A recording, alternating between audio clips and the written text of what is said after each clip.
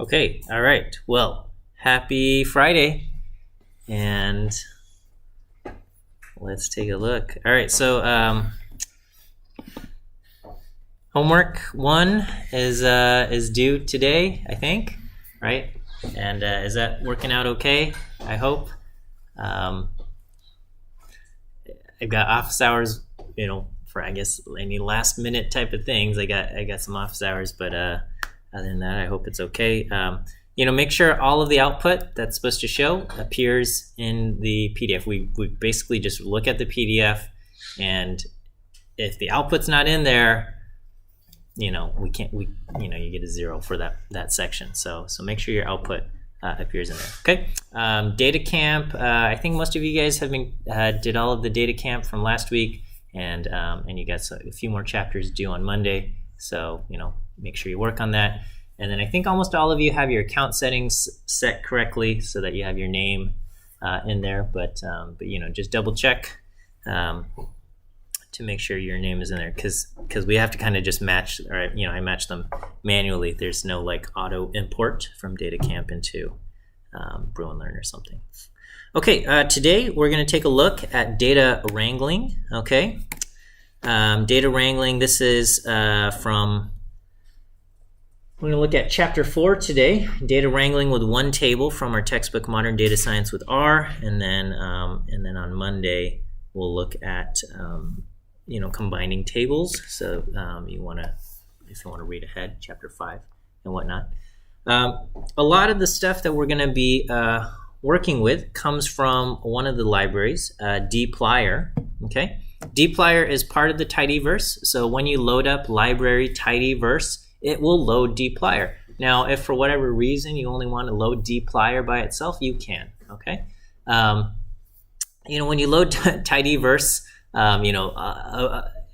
every time you load it, this big message appears, and I just want to say, that's not an error message. Okay, it's just kind of a confirmation that tidyverse, all the different aspects of tidyverse in it. There's probably 10 packages in there or something. It's just to kind of confirm that they all got loaded okay.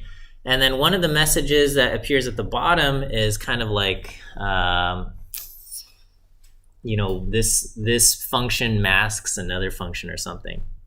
And that's because the way R works is, you call functions by name, and all tidyverse is saying is that, you already had a function named filter or something, and when we came along, we have our function named filter, and so whenever you use the name filter, we're going to think you're talking about ours and not the other one. Okay, and it's just kind of a warning there, right? It's kind of in your friend circle, maybe you have a friend named Aaron, and then you merge with another group. Okay, 2 groups are hanging out, and that group also had an Aaron, and you're like, okay, who's who's Aaron, and Aaron 1 and Aaron 2, or what is it? Like in Spider-Man, right? Peter 1, Peter 2, something kind of like that, right? And that's all it's saying. It's just hey, we got multiple things named filter, and so when you say filter, we're gonna think you're talking about this one, not the other one, right? And if you want to talk about the other one, you say, hey, I want to talk about that one. Okay, that's what that message is. It's not an error. Okay, it's just kind of hey, just so you know, this is what's going on. Okay, well, anyway. Well, we're going to talk about dplyr today, and again, part of the tidyverse. And this is one of the kind of the workhorses that we use as far as taking a table of data and working with it. Okay, manipulating or wrangling the table. So often we call this data manipulation and things like that. It's just being able to kind of work with the data. It's not this malicious manipulation. Sometimes you hear we're manipulating the data or something, and it sounds like I'm changing the numbers so it looks like we're doing something different. That's not what we're doing. Okay, we're just saying okay, what if I need to do some calculations based on this? What if I need to kind of create new variables, or summarize the variables I have? That's all part of data manipulation or data wrangling. Okay, and basically there are lots of ways to approach these things. there's often not just one way to go about finding your solution. But dplyr, what one thing it does is it kind of gives you a set of verbs that you can work with, set of functions or things that you can do, and by combining these, you can often do almost everything you need. Okay, so the verbs that we're going to take a look at are going to be select, filter, mutate, arrange, summarize, and then there's also another verb called group by. Okay, and here is a cheat sheet. I think this link takes us to this data transformation with dplyr cheat sheet, and it's quite a handy reference. It's working. Tells you how to do a bunch of this stuff. Okay. All right. So the first verbs we're going to look at will be select and filter. What I'm going to do is we're going to work with this Star Wars data set. Okay. So it's a slightly older data set. This came out, I don't know, it's probably, I don't know, when was The Force Awakens released? Like 10 years ago now or something around there. Okay. So there's, if you think about, I don't know if any of you are Star Wars fans, but there's 9 films in the main canon plus, or I guess the Skywalker saga, I don't know, whatever we call this thing, right? And then there's some spin-off films. Okay, so anyway, this is the first 7. So the original trilogy, the prequel trilogy, and then The Force Awakens, I think, which is the first one in the kind of the new trilogy. So anyway, the data set contains information about some of the named characters in the movies, and so this first one is Luke Skywalker, and it contains information about Luke Skywalker, which is height 172 centimeters, 77 kilograms, blonde hair, fair skin, blue eyes. Birth year 19. Birth year in the Star Wars universe is years before the Battle of Yavin. So it's movie. The first movie in the Star Wars was like they blow up the Death Star. Sorry if that's a spoiler, and that's considered the Battle of Yavin. And years before that, that's like their 0 point in the timeline, and then and so I guess Luke was 19 when that happened, so he was born 19 years before Battle of Yavin. Okay, C-3PO was created 112 years before that. Okay, and then there's other variables. Okay, sex, gender, homeworld, species, and even more, what films they appeared in, what vehicles, what starships. Okay, so that's what we have. Okay, we can select the columns we want using select. So I'm going to say select from the data table Star Wars. The variables I want to select are the name, their homeworld, their species, and what films they were in. Okay, films themselves are actually are vectors. And here it says there's 5 values in the list of films here. So we said Luke Skywalker, homeworld is Tatooine, is a human, and appeared in 5 films. The original 3, and then also Revenge of the Sith, the final prequel. Again, I don't know if any of these are spoilers. I don't think, no spoiler warning, no more spoiler warnings here. Okay, if you weren't going to watch the Star Wars movies, you probably won't care now. And then also at the end of Force Awakens, okay, they finally find him. Okay, C-3PO is in 6. R2-D2 is the main hero of all the movies. Okay, and all 7 of them. Okay. In dplyr, we can use this pipe operator. You've already seen the pipe, okay? And basically what the pipe says is take the previous output, put it into the next function, and work with it, okay? And this kind of allows us to kind of chain operations by saying like, okay, take this thing, do something with it, and now that you have that, take it and do something with it, and now that you have that, do something with it again. Okay, and without the pipe, and so for longtime users of R, the pipe was kind of like this welcome function, because previously what you had to do is you'd have your object, you did something with it, and then you'd have to save it somewhere. Okay, and then you would call that saved object, do something with it, and then you'd have to save it again, right? And so there was this kind of this it was a little bit more work in that you had to, like, every time you wanted to do a subsequent operation, you had to kind of save the previous output somewhere, and then you can work with it. And pipes kind of eliminated that need to save things in between, is that you could just kind of go to the next step immediately from the previous step. And so, regarding this operation that we're looking at, here I said select from Star Wars this, and what we can do is we can say take Star Wars, pipe it into the function select, and now select knows that we're dealing with Star Wars, and we just want to select the columns name, homeworld, species, and films. And so that's what we have there. The shortcut to insert the pipe in whenever you're using RStudio is Command or Control-Shift-M, and that will insert the pipe. You don't have to type in this greater than or percent greater than percent every single time. You can do you can just do Control-Shift-M. With select, you can also say, hey, I want everything except these columns, and you just put a little minus sign or a negative sign in front of the columns you don't want. Okay, and here I say, so from Star Wars, select everything but the columns name, eye color, and birth year. And this is kind of like a little trivia game now. And you can say, all right, who's the character I'm talking about based on this information? And you can figure this out. And then head just says select the top this many rows. So head 3 says just select the top 3 rows there. With select, you can also use a colon, and you can say, hey, select from this column through this column. So colon is like from here to there.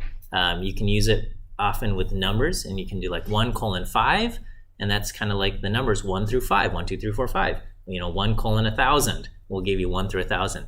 And here we're saying columns name through eye color. And in the original data table, name through eye color gives us these columns.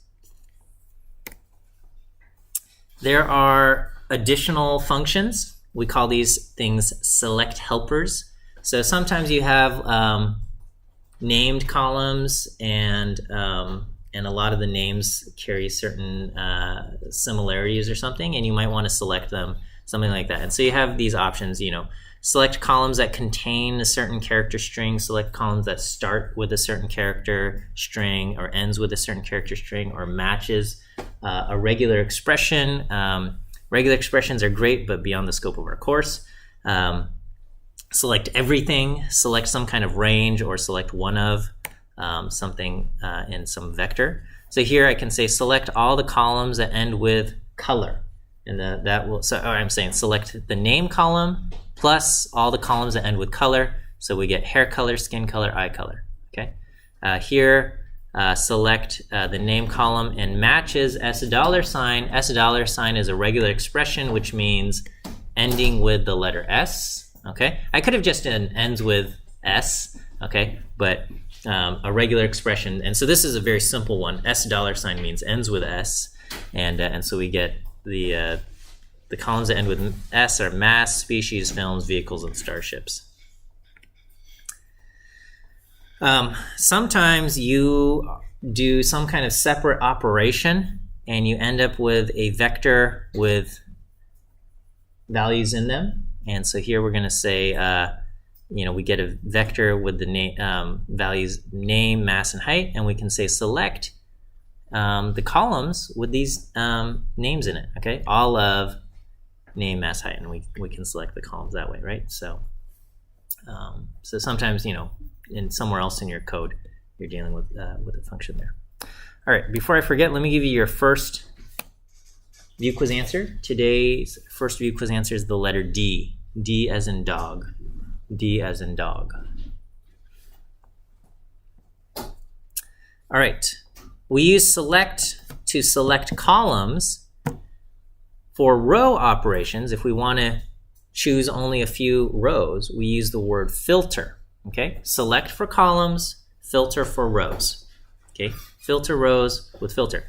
And basically you apply some kind of condition and it will select or filter the rows based on that condition. So here I can say filter all the rows that where the name is equal to R2D2, all right?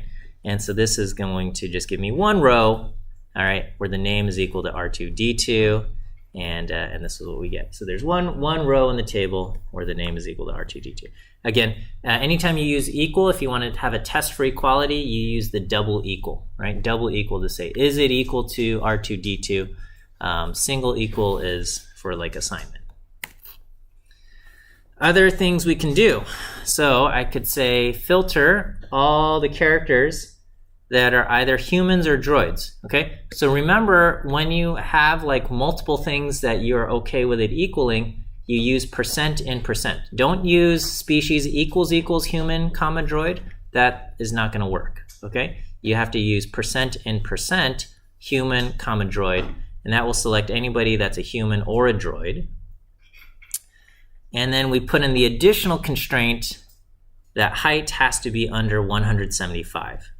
Okay, so under 175. So I think it eliminates, you know, Han Solo and Darth Vader, even though, you know, those are both humans, but their height is over 175, so they're not included in the data set. Okay, so we have this. Okay, and if you put in comma, you know that's multiple conditions. You can also use an ampersand, but you know you can just do comma to kind of say like this condition, also this condition. Okay. If you have multiple conditions, but you're okay with or, remember or in statistics and dplyr and computer science in general is always an inclusive or, so meaning this or both. All right. So here we're going to say hair color is none, or eye color black. So we're going to pick anybody whose hair color is none and or their eye color is black. So we get Darth Vader, who has no hair color. Okay. We also get Greedo, so you know hair color is not applicable, but their eye color is black, so they count. Okay, and then we get a whole bunch of other people who don't have, I guess, any hair or something, right? And then in here we've kind of piped. So we filtered down to those rows, and there's 38 of those rows, but we don't want all of the columns, so we pipe that into select, and so now we're only selecting these columns here. Okay. Now you have to be careful with the order in which you operate these things, right? So, well, here I selected hair based on hair color and eye color, but if I wanted to, I could use, you know, I could filter based on, say, gender, okay, or filter based on some other, you know, I don't know, some other variable here. And I, you know, as far as select goes, so because filter came first, you know, it's working with the original data set, and I could have the gender column, and I can do some kind of operation based on gender, and then I could pipe that into select, and then, and I don't necessarily have to select gender in this case, right? And gender is not selected here. However, if I did the select operation first, okay, if I did Star Wars select these columns, now I can't filter based on gender because that gender information is no longer available, okay? So you have to think of it as, again, kind of sequentially. You do this thing, and so if I start off with Star Wars and then I select only these columns, now this is what I have, and then I say, you know, filter based on gender, that's not possible because that information is no longer part of the object that I'm working with. So, you know, think about the operations. A lot of times as I'm working, I like to just, you know, do one operation and just kind of see what it looks like, and then I pipe it into the next operation after looking at what my kind of intermediate results are. Okay, so that's select and filter. You can do a whole lot with just these two to functions. Okay, select and filter. Especially filter, you can select down to just kind of the rows that you want. Okay, you can do even more with arrange. Arrange will arrange them in order. So we can say arrange based on birth year, and you can put in descending order of birth year, and so this will put the largest values up top, and goes like this. All right, and so in our data set, Yoda is the oldest character with birth year 896 years before the Battle of Yavin, and which is it's kind of, I think this is based on a throwaway line in one of the movies, either Return of the Jedi or Empire Strikes Back, because Luke Skywalker is having a conversation with Yoda, and Yoda says, "Oh, when you're 900 years old, you're not going to look as good as I am, right?" But it is Yoda speak, and so they say, "Okay, well that happened 4 years after the Battle of Yavin, and so therefore he was born 800." Okay, well anyway, I'm not a fan. I just know. All right. Okay, and then you have all of these other things, right? And so they've kind of calculated all of these birth years, and we have these things. Okay. We can select the rows, not just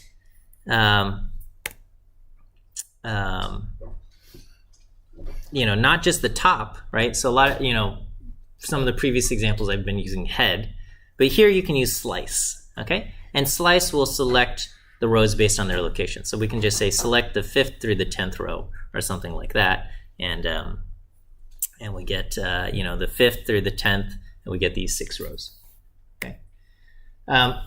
Perhaps a more useful function, or a fairly handy function, is this slice sample function, and this will select randomly selected rows. Okay, it will randomly sample some of the rows, and you'll do n equals 5. So a lot of times when you want to kind of just say, hey, did my operation work? Okay, you can do you can pipe it into head, and you'll take a look at like the top few rows, right? Or I mean, you can, if you have a huge data set, if you don't use head, it'll output like the entire data set, and you've got a kind of a whole lot of things to look at. But sometimes if you just over rely on head all the time, where you're looking only at the top few rows, then your operation might be working for the first few rows, but then perhaps later on in your data set, it no longer works because for some reason, maybe that data in the later cases, something's a little bit different, right? And so sometimes your operations that you've been doing don't quite work for your entire data set, but you're unaware because you've only been looking at the first few rows, right? So you're like, okay, it works for the first few rows, this seems like everything's okay, but then it's actually breaking for these later rows. So what slice sample does, and this is not foolproof because it's just a random sample, what slice sample does is it just randomly select rows throughout the entire table, and then it will return those to you, and you can say, all right, is it working on all of these rows? And so you could, if you do like, give me 10 random rows from the table, they're not all going to be at the top, okay? They'll be throughout the entire table, and you can get a kind of preview to see if your operations are working throughout the entire data set, okay? Now, again, just because it's random, by coincidence, you might get rows that do work, but there could be rows where it still breaks. Okay. Also, slice min and slice max. It's kind of like using arrange to sort the table and then selecting, the top few or the bottom few rows. So here I can say, take the Star Wars data set and slice max, where based on the variable mass, and I want the top 3. Okay. So this will give you the 3 characters in Star Wars with the heaviest mass. And I guess we have Jabba the Hutt and Grief. I don't remember. Okay, and stuff like this. Okay, So this is what you have there, the 3 heaviest characters, or most massive characters in Star Wars universe. Yeah, it's interesting. In the Star Wars universe, all the planets have like the same number of gravity, and people aren't just crushed under their own weight, going to different. Well, anyway, okay. Here we can create new variables, and the creation of new variables can be done with this function mutate. Okay, so for example, let's say we wanted to just convert one of the variables.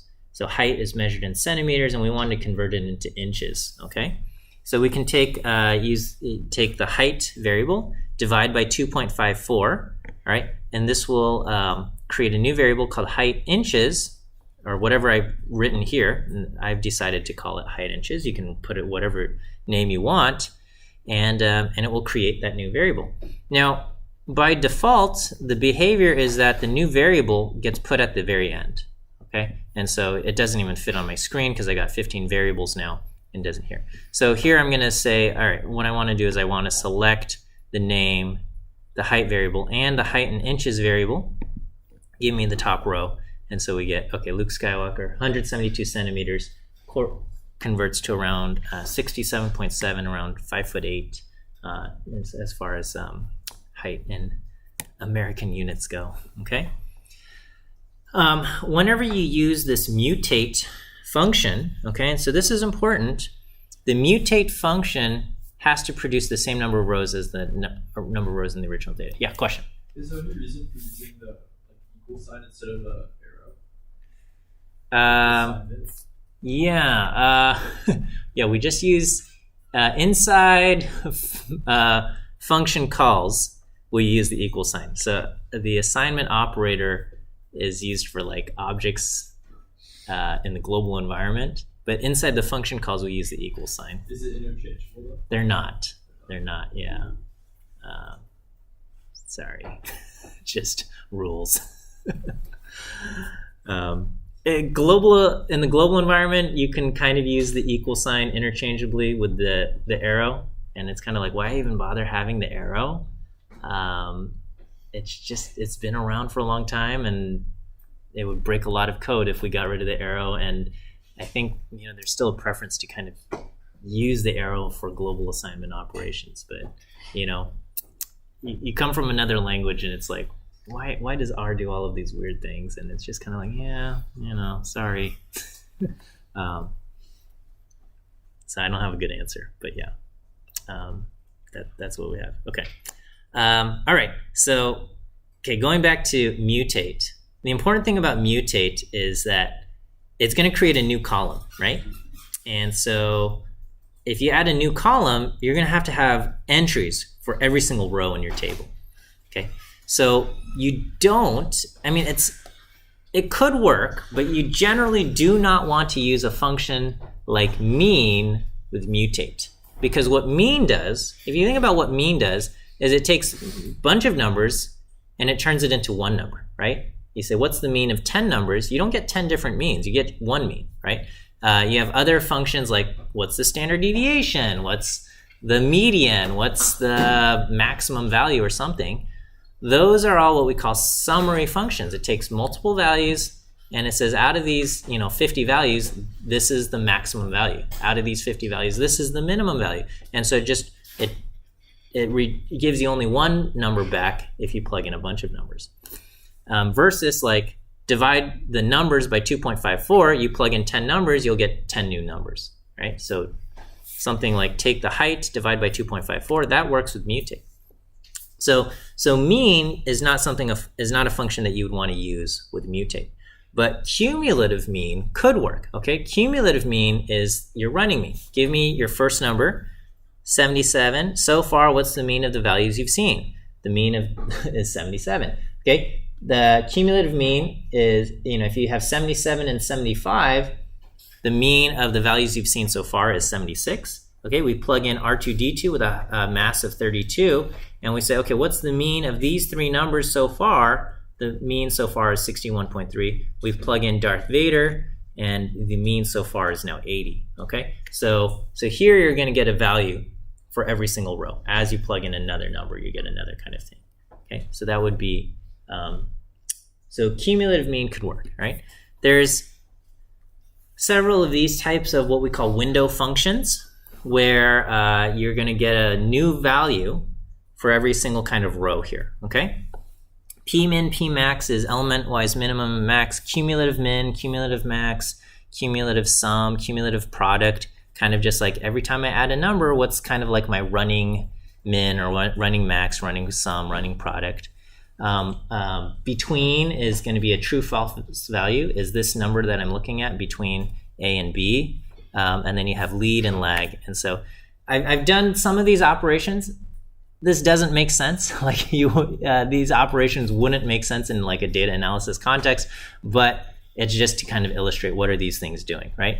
So cumulative min for mass is just like what is the smallest value I've seen in the mass column. So in the beginning it's 77, then I encounter 75, so that's the smallest number. Then I encounter 32, that's the smallest number. And as I encounter other numbers, what's the smallest number I've seen so far? 32, okay? And so this is kind of like world record, right? World record race time.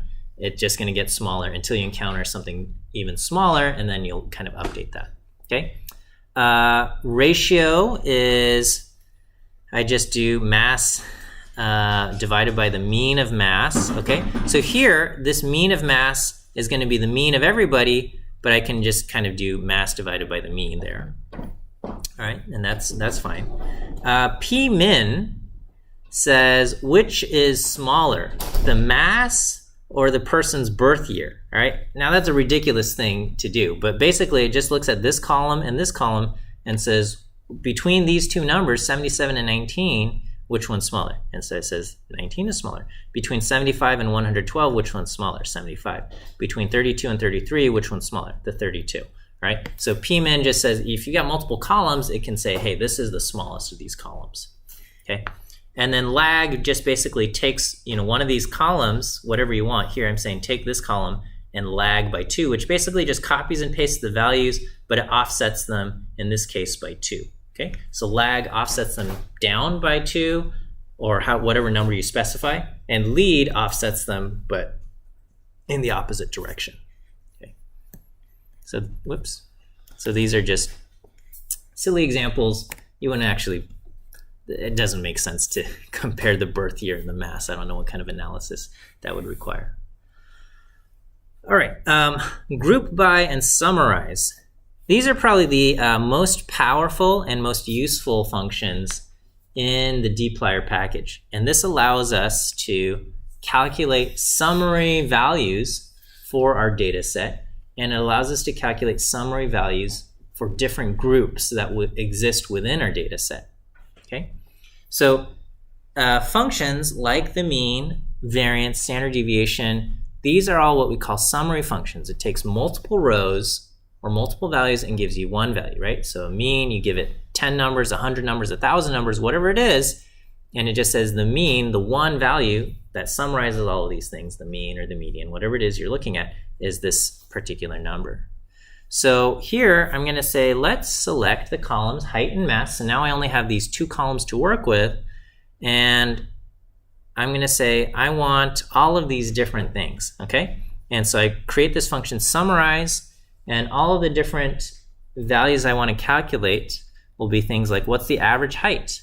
So I'm going to do mean height, okay? What's the variance of height? And what's the mean mass? What's the minimum height? What's the maximum mass? Or just how many values do I have? And so, and here you, over on the left-hand side of the equal sign, I put in just whatever name I want, okay? And so these are just arbitrary names. I often use underscores, so something like average underscore height, but if I wanted to call it M, I could do that, right? But generally having slightly more useful names so you can understand. In general, you don't want to use single letter variables because it's hard to know what it stands for. So, put in something useful. So here I wrote average underscore height. I could have done mean underscore HT, whatever you want. Okay, variance of the height and all of these things. All of these things I included na.rm equals true. Okay, and that's because in R, if you have a missing value, it's stored as an NA, like a not available. Okay, NA is what we use for missing values. And if you give R several values and one of them is missing and you say calculate the mean, the default behavior of R is to say I don't know, right? It's kind of just like saying, all right, in this, the family has 5 children. One kid is 10, another kid's 11, another kid is 12, another kid is, 16 or something, and I forget how old the 5th kid is, okay? And I say, hey, what's the average age of these children, of the family's children? And your answer has to be, well, until we know the age of the 5th kid, I can't give you the average, okay? I can give you the average of the 4 ages you've given me, but until I know the 5th kid's age, I can't give you the average of the whole family. Right? And that's basically what R is saying, right? If I got a missing value, I can't give you the mean, all right? Because I don't know, because there's missing values here. And so na.rm just says, okay, you know what? If you got a missing value, just ignore it. Give me the average of the values we do have. But you have to explicitly tell R to do that, okay? And so you say na.rm equals true. And same thing for, the variance and the mean and the min and the max and so on and so forth, right? If I say, hey, what's the age of the youngest child, okay?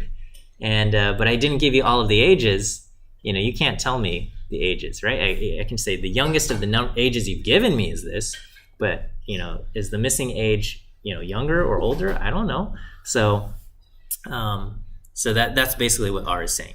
So that's why I have this na.rm in all of these things, and that's what we have here. Also, summarize is spelled with an S, but I guess they updated it so you can also do summarize spelled with a Z. And that's because the author, Hadley Wickham, is from New Zealand, and so they spell it that way in New Zealand. But that's what we have here, okay? And what it does is it gives you like the mean of all 87 rows, and it's just one number, 174, okay? And so the summary table just has only one row in it. Okay, which at first feels a little jarring, but that's what a summary thing does. Okay, I forgot. How many view quiz answers have I given you?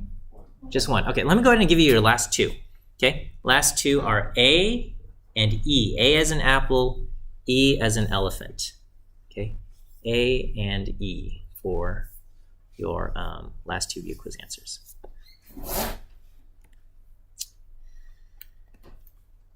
Okay, is that all right for summarize? So anytime you plug in summarize, it's just going to give you all of the things. It just gets compressed down to basically one row. What we often want to do is we want to combine summarize with group by. And if you do group by itself, it doesn't seem like it does much, okay? So here I can say take variable Star Wars and group them by species. And when you do that, it almost doesn't do anything at all to the data. The only thing that indicates that something happened is at the very top, you get this line that says groups. And it says groups, species, we have 38 species, and we have 38 species, or 38 different groups here. That's the only kind of indication that group by has done anything, okay? Because group by is just kind of like an internal operation. It's almost like, you have a table, and then you just have like some highlighters, and then you start coloring some of the rows in based on this grouping variable, right? So if I say, okay, we've got different species in this table, color all of the humans pink, and color all of the droids blue, and color all of the Gungans pink or yellow or something like that, right? Okay, I don't know what are the different species. Okay, so that's what we have there, okay? And the real power comes in when we combine the group by with summarize, okay? So here, I'm going to say group by species, and then, based on those groups, run the summary operation. And so now we're going to calculate the mean for each group. So So that's what it does, okay? So it identified 38 different groups or 38 different species in the table. So my table now, after I run summarize, is going to have 38 rows. One row for each group, okay? And these are all species I have no idea what they are, okay? The Alina species and the Basilisk species and the Syrian, I don't know, okay, droids, I understand that, and Ewoks. And what do we have? We have the mean and standard deviations. We have a lot of NAs, okay? And that's because if you look at the count, there was only one like named character of this species, right? So, you know, we love the Ewoks, but apparently there was only like one named Ewok, Wicket, right? I don't know. Are there other named Ewoks in the movies? Probably not, right? And so this is kind of like the only values, and so you don't have any standard deviations, right? If you only have one value, you have no way to, standard deviation is a measure of like how spread out your values are. We have no way to measure standard deviation there. So this is what we get. We get summary table for this. I've got 38 rows. Now, what I can do is I can say, well, you know what? Get rid of these species where there's only one named character. Okay, so here, and I hope we can start reading this, right? So I'm starting to like incrementally build up my commands, okay? Here I'm saying start with the Star Wars dataset, group Star Wars dataset by species. After you group by species, select these columns, name, height, mass, and species, okay? And then run the summary operation, which calculates the mean height, standard deviation of height, the mean of the mass, standard deviation of mass, and how many you have, right? Which gave us this table. And after you do that, filter to, all right, so this is what we have. These are the columns available. One of the columns is count. I'm going to say filter only to the rows where the count is greater than 1. And now arrange the results in descending order by count, okay? And so what we see is first row is humans. Mean height is 177. We have 35 named humans in the Star Wars universe. And this is the mean height, standard deviation of height, mean mass, standard deviation of mass, okay? Next up, we have 6 named droids, and their mean height and standard deviation of height and mean mass and standard deviation of this. And I guess species unknown, there was 4, 3 Gungans, 2 Kaminoans, I don't know, okay. And that's what we have. Is this, are we able to look at this and read this kind of?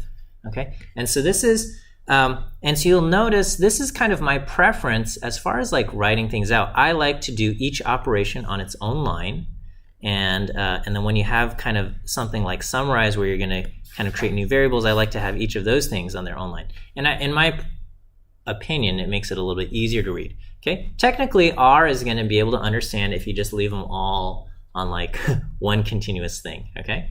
But I would say don't do that, and then, you know, in like your future homeworks when you have to do something like that, I would say break it across multiple lines, and especially there's like a text limit on your page, right? So I think you can fit like maybe 100 characters wide or something on your page, and if it goes beyond that, like we won't be able to read that command.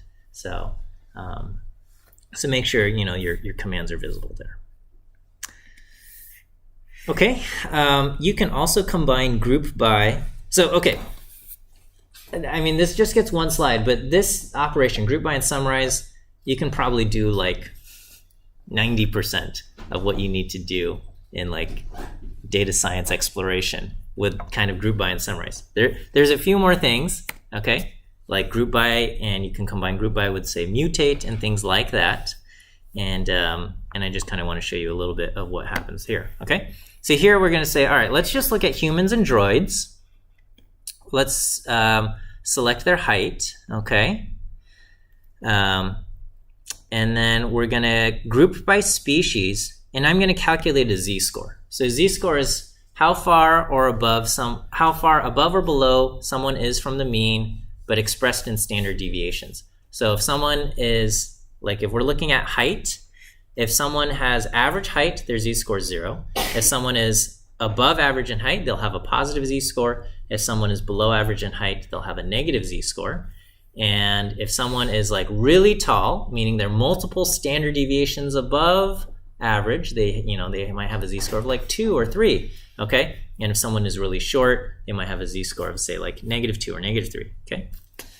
So here, we're going to look at Luke Skywalker, whose height is 172, okay? But look, his z-score is -3.7, and C-3PO has a height of 167, and he has a positive z-score, okay?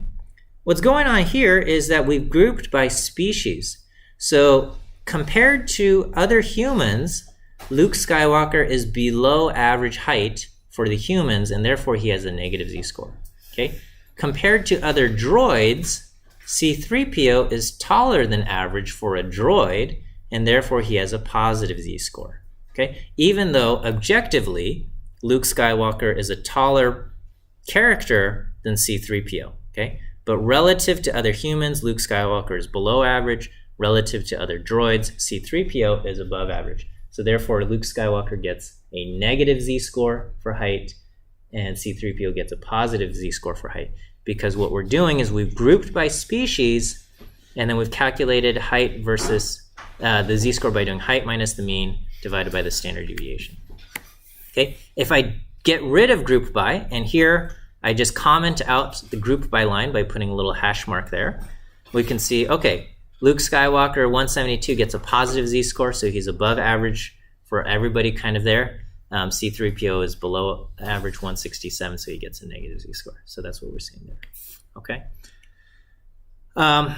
I've got some toy data where I did some multiple group by operations, and you can kind of take a look at this on your own time. I would say, do your reading in the textbook. Also, there's I think I've assigned a data camp chapter starting to deal with dplyr and things like that, and they're also coming in future weeks of assignments there. And being able to do this data wrangling, data manipulation with dplyr will be a very useful skill to have.